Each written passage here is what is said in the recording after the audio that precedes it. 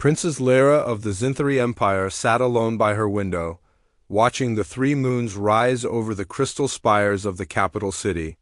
The soft purple light caught in her long silver hair, but did little to hide what made her different from other Zinthari. Her right leg, noticeably shorter than her left, was stretched out on a cushioned footrest. The right side of her face didn't move quite like the left when she frowned at her reflection in the polished stone wall, in a society that prized physical perfection above all else. Lyra was considered broken, a mistake, the royal family's shame. She had heard the whispers since she was a child. "Your Highness," a soft voice called from the doorway. Myra, her only true friend among the palace servants, entered with a tray of evening meal. "You should eat something. Tomorrow is an important day." Lyra turned from the window. "Important? We both know tomorrow's ceremony is just for show." Myra set down the tray of glowing fruits and steaming protein. "The mating ceremony is tradition. All royal children must participate when they reach their 25th cycle. No one will choose me, Myra," Lyra said simply. There was no self-pity in her voice, just acceptance of a fact she had known her entire life. "Father only proceeds with this ceremony to keep peace with the Galactic Alliance.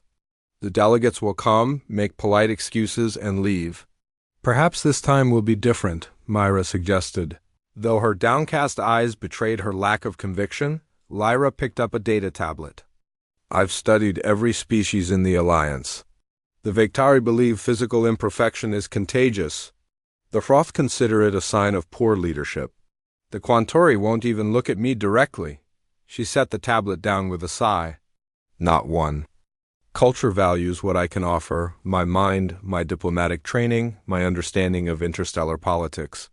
She had spent her life studying from within the palace walls. While other royal children trained for combat or attended diplomatic missions, Lyra had been hidden away, allowed only to learn from tutors and virtual simulations. She knew 7 alien languages and could recite the complete history of the Galactic Alliance, yet had never been permitted to use this knowledge. "At least this year there will be a new species attending," Myra said, attempting to change the subject. "The humans have finally been granted representation." Lyra's interest sparked. "Humans? From Earth? I've read about them. They're quite new to interstellar travel." "Yes, they only joined the Alliance 3 cycles ago. They're still finding their place." "Bring me everything we have on human culture," Lyra requested, suddenly animated. "If I must endure tomorrow's humiliation, I can at least learn something." "New in the process?" Myra bowed and left to fulfill the request, pleased to see the princess showing interest in anything related to the dreaded ceremony.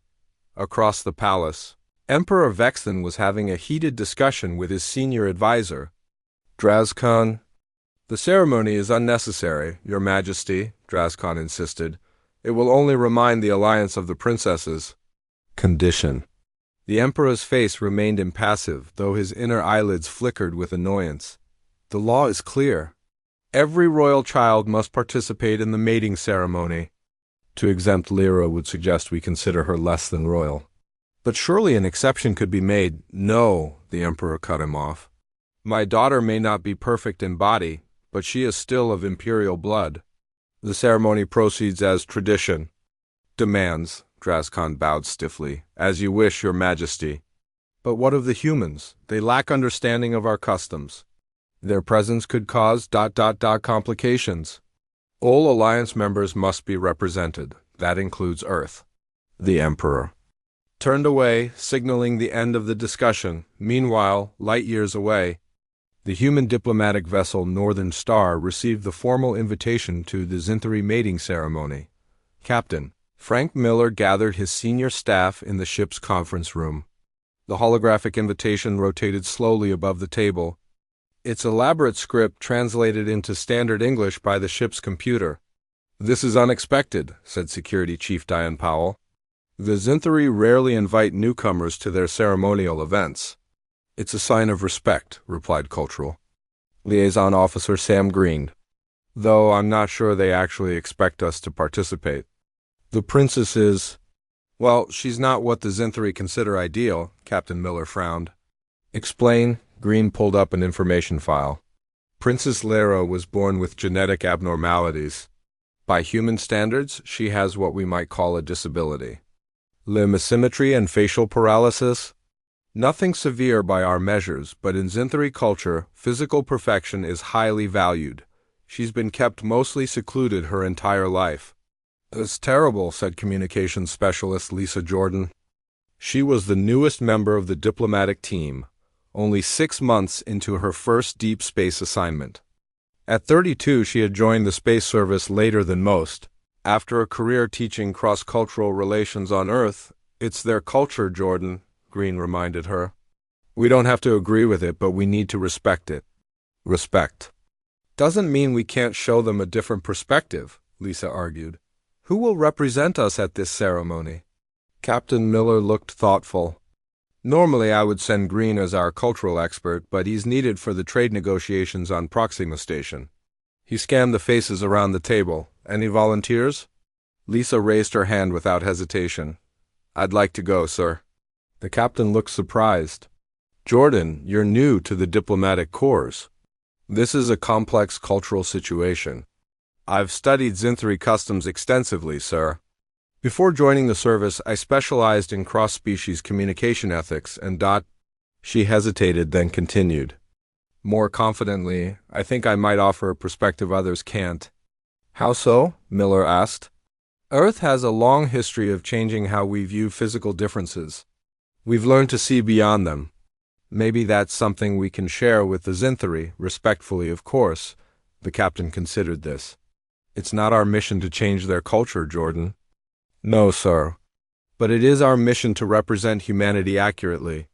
And part of who we are is seeing value where others might not." After a moment, Miller nodded. "Very well, Jordan, you'll represent Earth at the ceremony. But remember, this is observation and courtesy only. No attempts at cultural revolution." "Understood, Captain," Lisa said, though a spark of determination remained in her eyes. As the meeting disbanded, Chief Powell pulled Lisa aside. "You've never seen a Zinthari up close, have you?" Lisa shook her head. "Their standards of beauty are different from ours. What they consider a deformity might be barely noticeable to human eyes. But don't make the mistake of showing pity. The princess may be sheltered, but she's still royal." "Pity would be an insult. I understand," Lisa replied. "I won't offer pity. Just respect."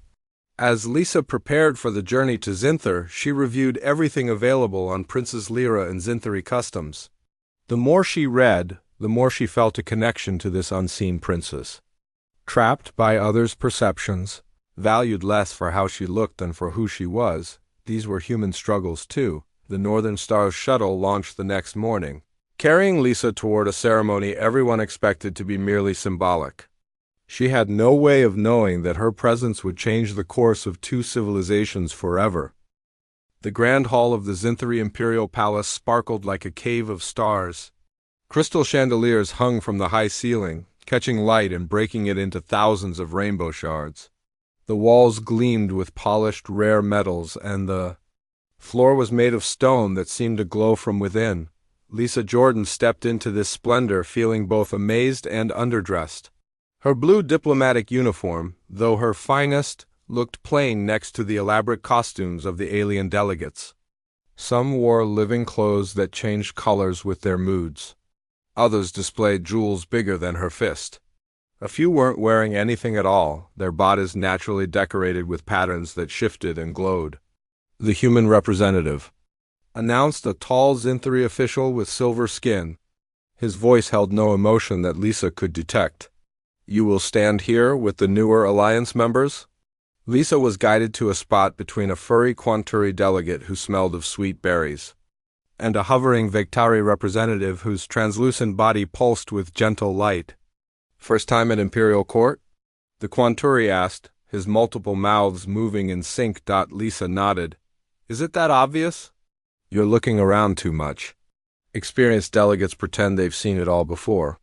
The Quanturi's fur rippled in. What Lisa guessed was amusement. "I'm Grax, third envoy of the Quanturi hives. Lisa Jordan, representing Earth." The Vektari drifted closer. "You're here for the mating ceremony? How?" Interesting. Your species must not have been properly briefed. We were briefed, Lisa replied carefully. The Vektari's lights flickered rapidly. Then you know this is merely a formality. No one will actually choose the princess. It would be ... unthinkable. Before Lisa could respond, a series of deep tones rang through the hall. Everyone fell silent and turned toward the main doors. The Emperor approaches, Grax whispered. Emperor Vexthan entered with a procession of guards and advisors. He was tall even for a Zinthari, with perfectly symmetrical features and skin that shimmered like polished silver. His long robes flowed around him as if made of liquid metal. He took his place on a raised platform at the front of the hall. Esteemed delegates, the Emperor's voice filled the space without seeming loud. We welcome you to this traditional ceremony. Today, as custom demands, my daughter Princess Lyra reaches her 25th cycle and is eligible for mating. You honor us with your presence. There was polite applause, but Lisa noticed many delegates exchanging glances. Some looked uncomfortable, others almost amused. No one seemed to be taking this seriously. Then a smaller door to the side of the throne opened and Princess Lyra entered. Lisa had seen images during her preparation, but they hadn't captured the reality. The princess moved with a noticeable limp, her right leg shorter than her left. She used an ornate staff for support, though she handled it with such grace that it seemed more like a royal symbol than a necessity.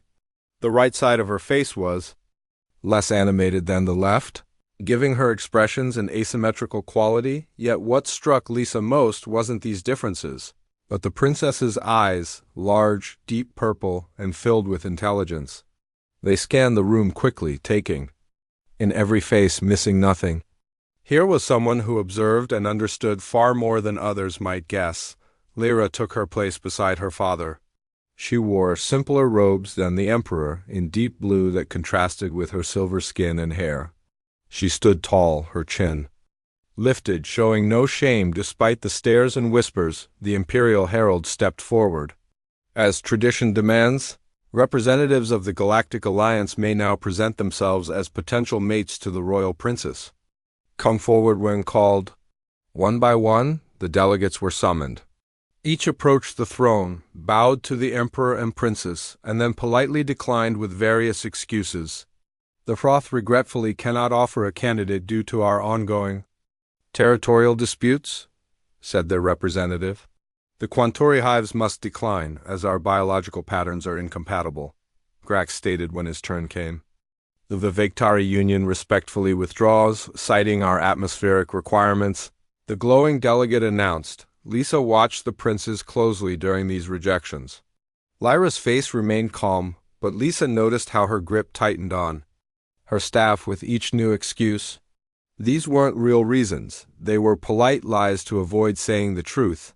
No one wanted a mate with physical imperfections. When Lisa's turn came, she approached the throne and bowed as she had been instructed. Up close, she could see the fine details of Lyra's face, not just the partial paralysis, but also the subtle patterns in her silver skin that marked her royal heritage. The human representative, the herald announced. Does Earth present a candidate? Lisa had been briefed to give the standard diplomatic refusal. The words were memorized and ready. But looking into Lyra's eyes, seeing the intelligence and barely hidden pain there, she found herself saying something entirely different. I am Lisa, Jordan of Earth, she stated clearly. While I cannot present myself as a candidate due to my diplomatic status, I wish to express that humans value character, intelligence, and compassion above physical attributes. We would consider it an honor to know Princess Lyra better. A shocked silence fell over the hall. The princess's eyes widened slightly, the first genuine reaction she'd shown all day. The Emperor's advisor, a stern-looking Zinthari named Drazkan, stepped forward with a frown, but the Emperor raised a hand to stop him. And ... interesting perspective, Emperor Vexthan said after a moment. The court thanks Earth for its unique response. Lisa bowed again and returned to her place, aware of the stares following her. The Quantori delegate leaned closer. That was either very brave or very foolish, Grax whispered. You've just made yourself noticeable to the imperial court. Not always a good thing. The ceremony continued with more delegates declining in traditional ways. When it ended, the princes left first, followed by the emperor. The delegates began to mingle, many casting curious glances at Lisa. She was about to seek out the refreshment area when a Zinthri attendant approached her. "Human representative?" the attendant said quietly. "The princess requests your presence for a private audience." Lisa's surprise must have shown on her face because the attendant added, "It is unusual, yes, but not forbidden. Will you come?" "Of course," Lisa replied. Ignoring the startled looks from nearby delegates, the attendant led her through side corridors of the palace, away from the public areas. They passed guards who stood so still they might have been statues, and rooms with doors made of metals Lisa couldn't identify. Finally, they reached a garden area enclosed within the palace walls. Plants with silver and purple leaves created private spaces between bubbling fountains. The princess waited beside one such fountain, her staff resting against a stone bench. When the attendant withdrew, Lyra spoke without preamble. "You embarrassed yourself today, human," she said. Her voice was lower than Lisa expected, with a musical quality to it. Or perhaps it was a calculated move? "Your species is still seeking technological exchanges," Lisa shook her head. "It wasn't political. I meant what I said." "Really?" Lyra raised an eyebrow, the movement more pronounced on her left side. "You don't find my appearance disturbing?" "No," Lisa answered honestly. "On Earth we have similar genetic conditions. Many humans live with physical differences. It doesn't define their worth." The princess studied Lisa carefully. "You're either an exceptional liar or truly different from the others." "I am neither a liar nor that different from other humans," Lisa said to the princess.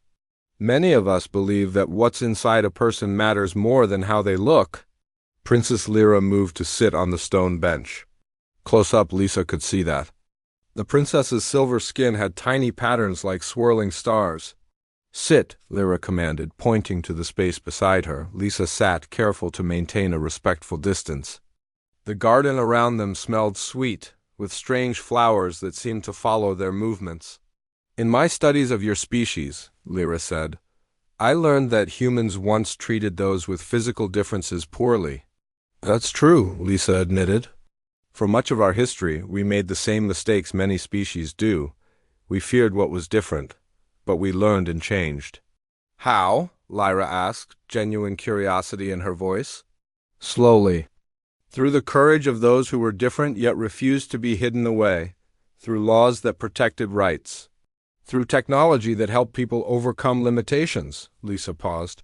"But mostly through understanding that diversity makes us stronger, not weaker."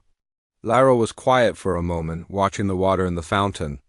It flowed in odd patterns, sometimes seeming to move upward against gravity. "The Zinthri have not learned this lesson," she finally said. "My father hides me away because my appearance brings shame to the royal family.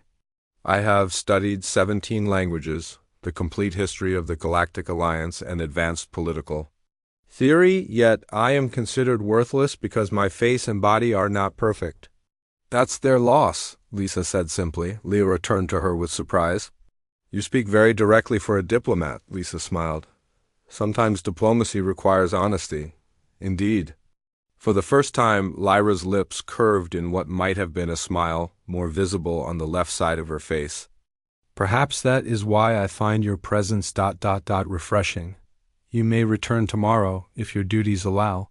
"I would like to learn more about Earth." The next day, Lisa returned to the palace gardens. This time, Lyra was waiting with data tablets and visual displays. "I have prepared questions," the princess announced. "If we are to have meaningful cultural exchange, it should be structured." Lisa hid her amusement. "Of course, Your Highness." For the next 2 hours, Lyra asked detailed questions about Earth's history, particularly how attitudes toward disability had evolved. Lisa explained concepts like accessibility, accommodation, and inclusion. She described Earth's journey from hiding those with differences to celebrating them. "So on your world, someone like me might be valued?" Lyra asked, her voice carefully neutral. Absolutely, Lisa answered. Your intelligence and knowledge would be recognized. Your physical differences would be accommodated, not hidden. Accommodated, Lyra repeated the word as if testing it. Not fixed or cured? Only if that's what you wanted, Lisa explained. On Earth, we believe people have the right to make their own choices about their bodies. Their conversations continued over the next few days. Each time, Lisa was led through different parts of the palace to meet the princes. Sometimes they sat in the gardens, other times in Lyra's private library, filled with books and data crystals from across the galaxy. Lisa learned that despite being hidden from public view, Lyra had educated herself extensively. She could discuss the politics of dozen worlds and had innovative ideas about improving relations between species. But no one in the Zinthari government would listen to her suggestions. My father consults advisors with half my knowledge, Lyra said during one meeting, yet they are considered worthy because their bodies are symmetrical. In turn, Lisa shared stories about her own life on Earth. She told Lyra about growing up in a small town, about teaching students from different cultures, and about her decision to join the diplomatic service. You gave up a secure position to travel into space? Lyra seemed puzzled by this choice. I wanted to see more, learn more, Lisa explained. Sometimes you have to leave what's comfortable to find what's possible. On the 5th day, their meeting was interrupted when Drazkan, the Emperor's senior advisor, entered the princess's library without warning. This has gone on long enough, he said coldly. These private audiences are inappropriate, princess. The human representative should be meeting with proper diplomatic channels, not hiding away with you. Lyra stood tall, leaning slightly on her staff. I am a member of the royal family, Drazkan. It is my right to engage in cultural exchange. Cultural exchange, he repeated with clear disbelief. The Emperor has been patient with your friendship, but there are concerns about human influence. They are a primitive species with strange ideas. Lisa remained seated, knowing any defense would only make things worse. This was Lyra's battle to fight. My father approved these meetings, Lyra said firmly. If he has concerns, he can raise them with me directly. Drazkan's inner eyelids flickered rapidly, a sign of irritation. The Imperial Court watches closely, princes. Remember your place. With a final cold look at Lisa, he left. I'm sorry about that, Lyra said once he was gone. Drazkan has never approved of my participation in anything. Will this cause trouble for you? Lisa asked. It already has, Lyra replied with a small smile. But trouble is better than invisibility. That evening, Lisa received a message from Captain Miller. The Northern Star had completed its scheduled maintenance and would depart Zinthari space in 3 days. Lisa felt an unexpected sadness at the news. Her conversations with Lyra had become something she looked forward to each day. The next morning, she was surprised when the palace attendant led her not to the gardens or library, but to a different part of the palace she hadn't seen before. Where are we going? She asked. The princess wishes to show you something, the attendant replied. Without explanation, they arrived at a door guarded by 2 stern Zinthari soldiers. They eyed Lisa suspiciously but stepped aside when the attendant gave a password. Beyond the door was a circular room with walls covered in screens and holographic displays. It looked like some kind of monitoring center. Lyra stood in the middle of the room, watching a large central display that showed a meeting in progress. Lisa recognized Emperor Vexthan and several advisors, including Drazkan. Welcome to my secret, Lyra said without turning around. This room connects to all the palace monitoring systems. I've been watching government meetings for years, learning what they never intended to teach me. Lisa stepped closer, surprised by this revelation. Isn't this forbiddance? Very much so, Lyra answered, finally turning to face her. But how else could I learn what I needed to know? They expected me to be content with limited information, with simplified explanations. She gestured at the screens. Right now they're discussing a trade dispute with the Quanturi. Drazkan is advising aggressive sanctions, but he doesn't understand Quanturi culture. His approach will only make things worse. Lisa watched the silent meeting, seeing the Emperor nod at something Drazcon was saying. Can you do anything with this information? Until now? Nothing. I could only watch and learn. Lyra's eyes held a new determination. But perhaps with your help, that can change. Lisa stared at the screens showing the Emperor's meeting. What do you mean, with my help? What are you planning, Lyra? The princess moved closer to the central display, her staff making a soft tapping sound on the floor. I've spent years watching. Learning, understanding the problems our empire faces. I have solutions, ideas that could help, but no one will listen to me. And you think they'll listen to me? I'm just a visiting human diplomat. No, Lyra said, but you represent something new in our court. The human perspective is refreshing. To some, there are younger nobles who question old ways, who might support change if someone showed them it was possible. Before Lisa could respond, an alert flashed on one of the screens. Lyra quickly moved to check it, her fingers dancing over the controls. What is it? Lisa asked. Trouble, Lyra's voice was tight with concern. An urgent message from the Quanturi. Hives. They're threatening to leave the trade alliance and form a new bloc with the Vectarian Hroth. That would isolate the Zinthari Empire, Lisa said, remembering her briefings on galactic politics. Exactly, and my father and his advisors. Don't understand why. Lyra brought up more data on the screens. They think it's just about resource prices, but it's much more complex. The Quanturi are deeply offended by something in the last treaty draft. Lisa moved closer to read the diplomatic messages. This looks serious. It is, if this alliance breaks, the Zinthari will lose access to key trade routes. Our economy would suffer greatly. Lyra looked at Lisa with intense purple eyes. My father is calling an emergency council meeting tomorrow. All his advisors will be there, trying to solve this with their old thinking. And you want to be there, Lisa guessed. I need to be there, Lyra corrected. And I need you to help me get in. The next morning, palace guards were surprised when Lisa Jordan arrived at the council chamber doors alongside Princess Lyra. The princess wore formal robes in deep blue, as she walked with her head high despite her limp. The human representative has no place here, one guard said, blocking their path. I am here by imperial invitation, Lisa replied calmly, showing the communication device with the official seal. It wasn't exactly a lie Lyra had access to. The royal communication system and had sent the invitation herself.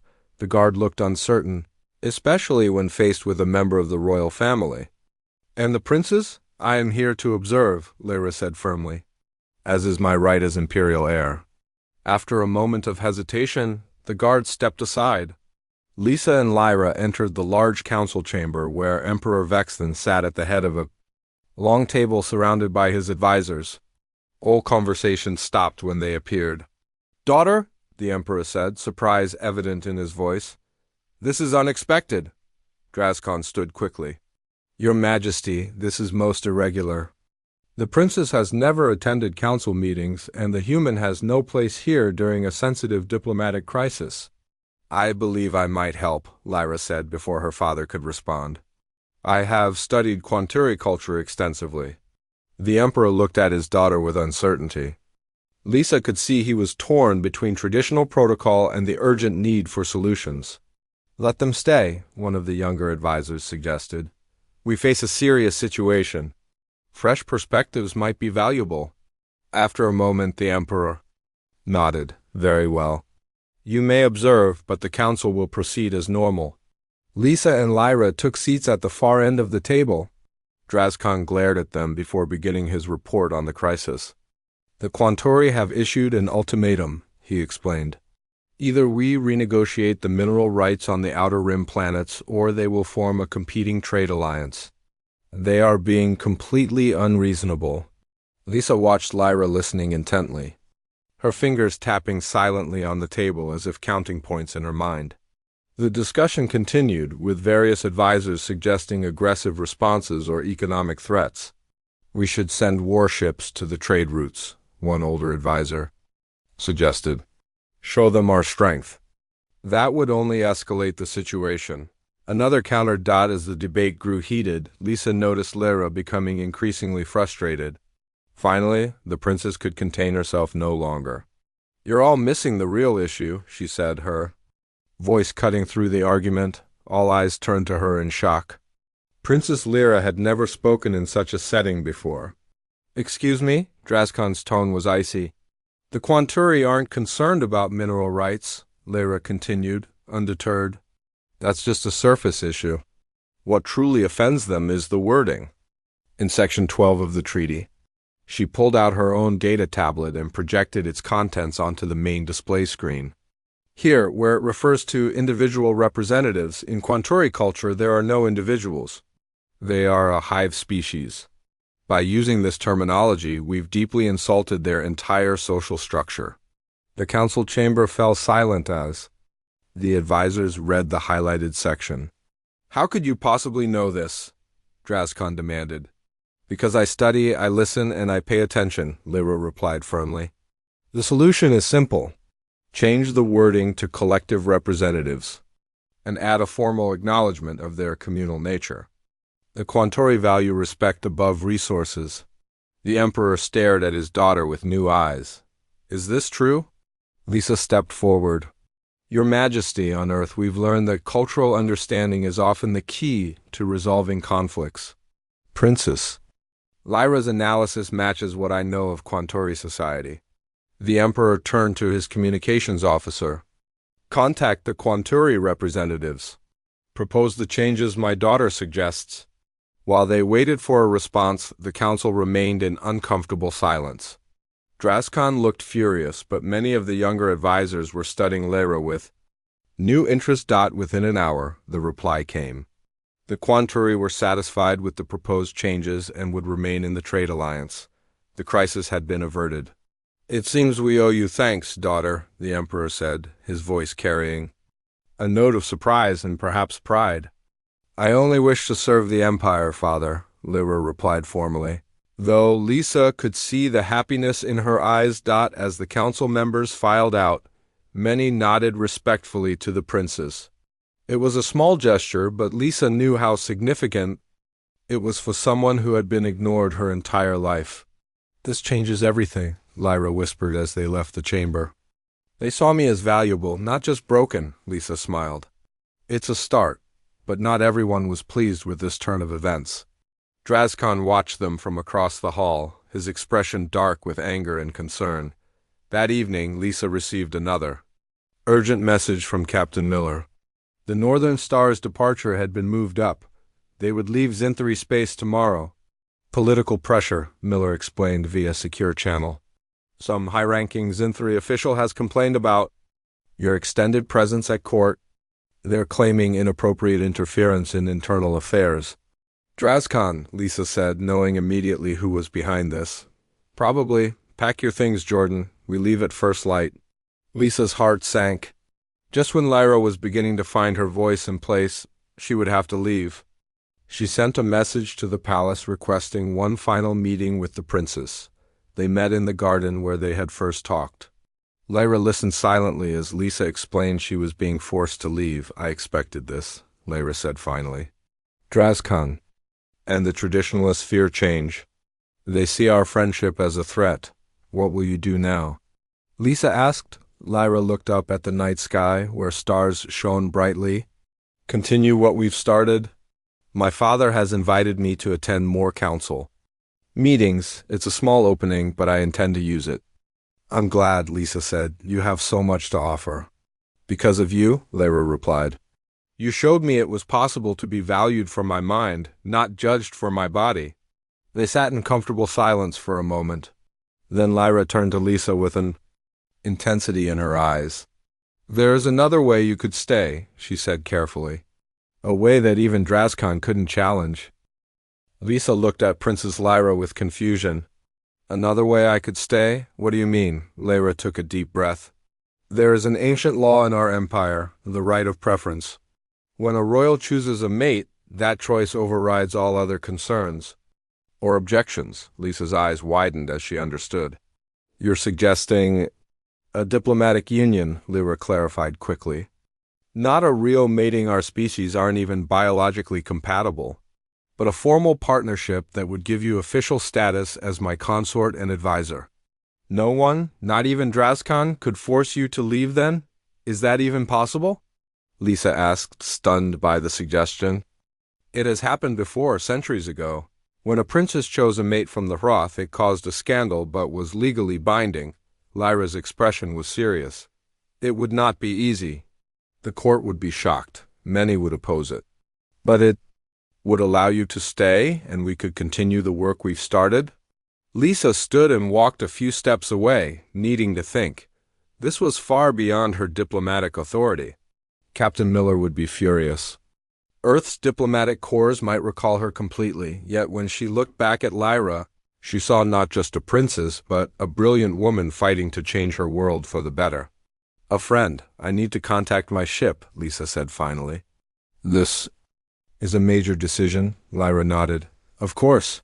But we must decide quickly. Once your ship leaves orbit, it will be too late. That night, Lisa sent an urgent message to Captain Miller, explaining Lyra's proposal. His response was immediate and negative. Absolutely not, he said, his face stern on the communication screen.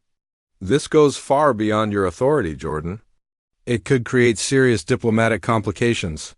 With respect, sir, I believe it could open important doors for Earth-Synthery relations, Lisa argued. Princess Lyra is gaining influence in the court. As her official consort, I could help shape policies favorable to human interests. That's not your decision to make, Miller replied. This is politics far above your level. I'm ordering you to return to the ship immediately. Lisa ended the call feeling torn between duty and conviction. Her career, everything she'd worked for, was at stake. Yet turning away felt wrong, like abandoning something important just as it was beginning. In the morning, a palace guard arrived at her quarters with a message. The Emperor had called a special court session. The princess requested Lisa's presence. When Lisa entered the grand hall, it was filled with nobles and officials. Emperor Vexthan sat on his throne with Lyra beside him. Drazkan stood nearby, looking smug. The human representative has arrived, announced the herald. All eyes turned to Lisa as she walked forward. She could hear whispers spreading through the crowd. Lisa Jordan of Earth, the Emperor addressed her formally. It has come to our attention that your vessel is preparing to depart our space. The court thanks you for your contributions. During your stay. Drazkan stepped forward. We have prepared a formal farewell gift, as is customary for departing diplomats. His smile didn't reach his eyes. Your presence has been most illuminating, Lisa understood then. This was a public dismissal, designed to ensure she left quietly. She looked at Lyra, who sat straight-backed and calm, giving nothing away. Thank you for your hospitality, Your Majesty, Lisa replied with a bow. My time among the Zinthari has been valuable beyond words, the Emperor nodded, clearly ready to end the matter. But before he could speak again, Princess Lyra stood. Father, she said, her voice clear and strong. Before the human representative departs, there is a matter of royal privilege I wish to invoke. A murmur ran through the court. The Emperor looked at his daughter with surprise. What privilege do you speak of, daughter? The right of preference. Lyra's words caused an immediate uproar. Nobles turned to each other in shock. Drazkan's face darkened with anger.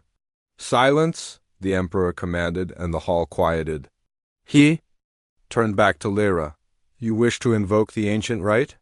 To choose a mate of your preference, regardless of court approval? I do, father. Lyra stood tall, leaning only slightly on her staff. This is outrageous, Drazkan burst out. The princes cannot possibly be suggesting. I can, and I am, Lyra cut him off. She stepped down from the throne platform and walked toward Lisa. Though her limp was noticeable, she moved with dignity and purpose. For all my life I have been judged lacking, Lyra said, addressing the whole court but looking at Lisa. Hidden away because my body did not meet Zinthari standards of perfection. Yet in this human I found someone who saw beyond physical form to the mind and spirit within. She stopped in front of Lisa. Lisa Jordan has shown me that different does not mean less. that wisdom and compassion matter more than symmetry and appearance. In her, I have found a worthy partner for both personal and diplomatic relations. The court was in chaos now.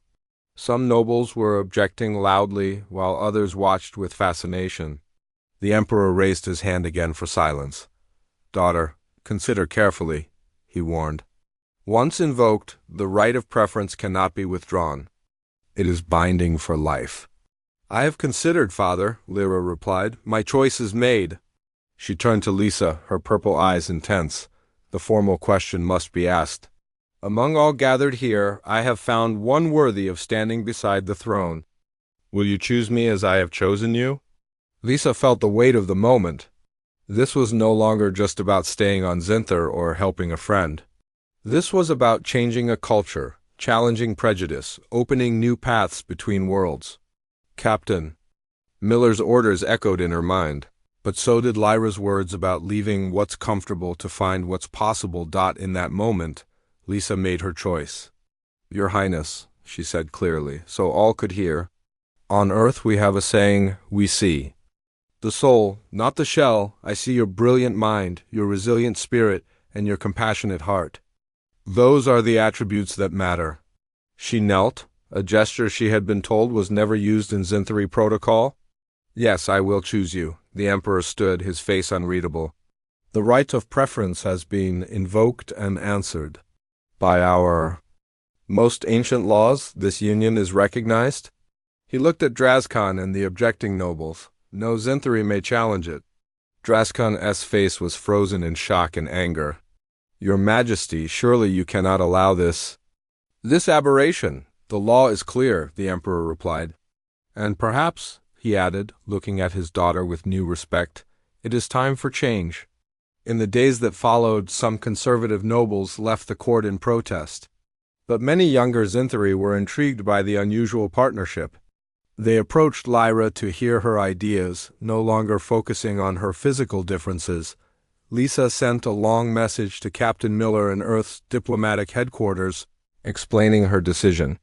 She knew there would be consequences, possibly even a recall, but she believed in what she was doing. To her surprise, after initial anger, Earth's response was pragmatic. Having a human in such close proximity to Zinthari power was an unprecedented diplomatic opportunity. They officially recognized her new status and appointed her as special liaison to the Zinthari Empire. 6 months later, Emperor Vexthan made a historic announcement. He was creating a new council focused on interspecies relations, with Princess Lyra as its head and Lisa as chief advisor. Their first initiative was an exchange program bringing humans with various physical differences to share their perspectives with Zinthari society. "You changed an empire by seeing me as a person first," Lyra told Lisa as they watched the first human visitors arrive. "Humans have a gift for seeing potential where others see problems. It's our greatest strength." "Perhaps," said Lyra, taking Lisa's hand in her silver one. "It is the greatest strength of all species, just waiting to be discovered." Across the stars, a new understanding was beginning to grow, all because a human had said, "I will choose you."